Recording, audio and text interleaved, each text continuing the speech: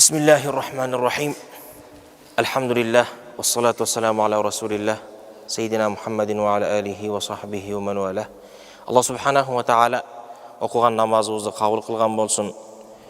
Mecitke basıp kılgan kadamlarımızdan her birine birden soğup yazıp, birden günü geçirip, birden daracamızı kötörgen bolsun. Peygamber sallallahu aleyhi ve sellem hadis-i şerifinde rivayet Abdullah ibn Umar rivayet kılan hadiste İnnemel a'malu bin niyet. Amallardan bardığı çınında niyetke baylanıştı dedi. Ve innemel likul imri'in ma neva. Her bir adam balasının kılgan amalı niyetine jaraşa dedi. Kanday niyette amal kılgan bolsa, oşol niyetin soğubun, oşol niyetiga jetet dedi. فَمَنْ كَانَتْ هِجْرَتُهُ إِلَى اللّٰهِ وَرَسُولِهِ فَهِجْرَتُهُ إِلَى اللّٰهِ وَرَسُولِهِ.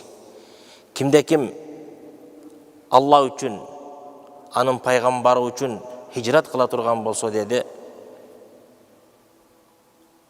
anın hicratı Allah üçün, anın paygambarı üçün boluğun bolup eseptelet dedi. وَمَنْ كَانَتْ هِجْرَتُهُ لِدُنْيَا يُصِيبُهَا اَوْ اِمْرَأَةٌ يَنْكِحُهَا فَهِجْرَتُهُ إِلَى مَا هَاجَرَ إِلَيْهِ. Kimde kim hicret kılgan bolsa, bir dünya üçün, bir ayal üçün anın hicratı oşol kılgan maksatına jaraşa dedi. Bul hadisti Peygamber sallallahu aleyhi ve sellem musulmanlar Mekke'den Medine'ye hicrat kılıp kelgende bir okuya bolat. Okuyanın niyesi Mekkelik sahaba bolat.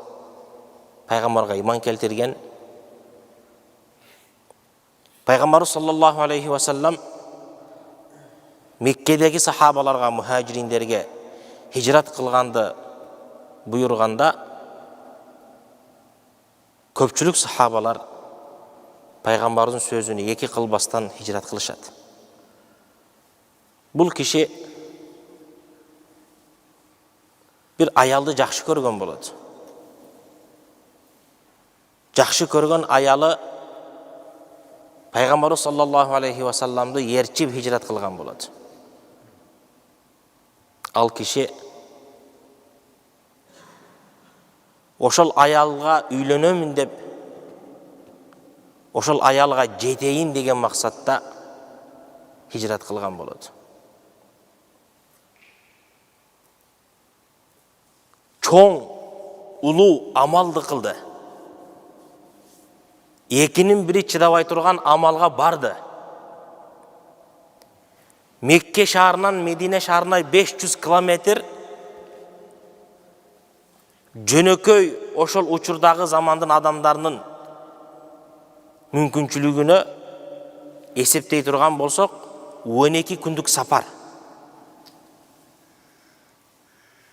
Жаздың күні Arap mamleketinde barыбыз bilgendey kündüzü кейбір жерлерде 60 градусқа чейин жетеді.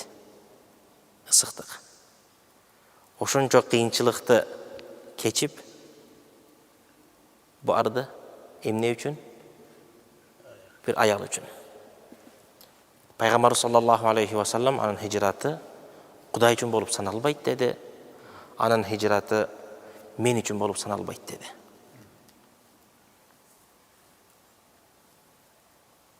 Allah subhanahu wa ta'ala barыбыздын бул жашоодо ушул күнгө чейин кылган амалдарыбызды кабыл кылган болсун. Бүгүндөн кийинки кыла турган амалдарыбызды астындагы биздин ниетибизди түздөгөнгө Аллахым жардам берсин. Риваяттарда келет, өтө бай содагер кишинин баласы атасы кайтыш болгондон кийин атанын баласы балага буйрбайт деп бала чакасы банкротко учурайт. Үйүндө жей турган нан калбай калат.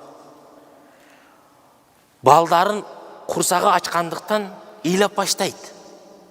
Чыдабай үйүнөн чыгып кетет мечитке карай басып. Мечитке барып 2 рекет намазын окуп Кудай тааламдан сұрағанды тілеп мечіттен шығады. Шықса, бір киши өтіп қалып, қолына 2 нан береді. 2 нанды алып үйіне келе жатады. Балдарына жедіргені, тілемші аял баласымен шығып қалған болады жолдан. Бербей алып кетейін десе, беті чыдабайды. Беріп қойойын десе, үйде балдар күтіп жатады.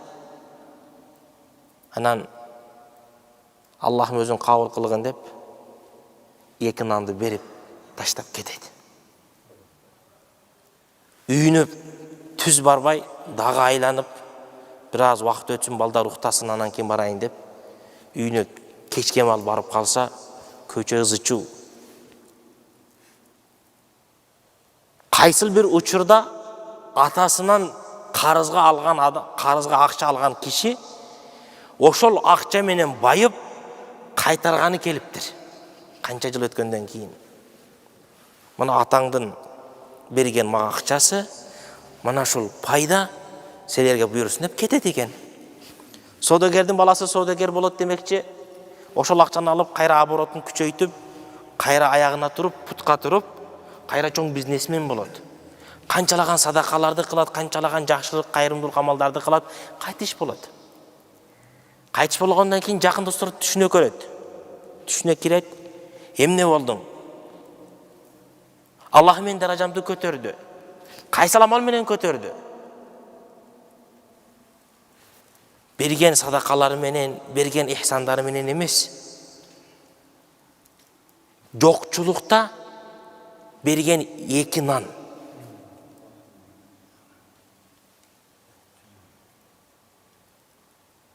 Жокчулукта берген 2 нандын шарапаты менен Аллах субхана тағала даражасын көтөрдү.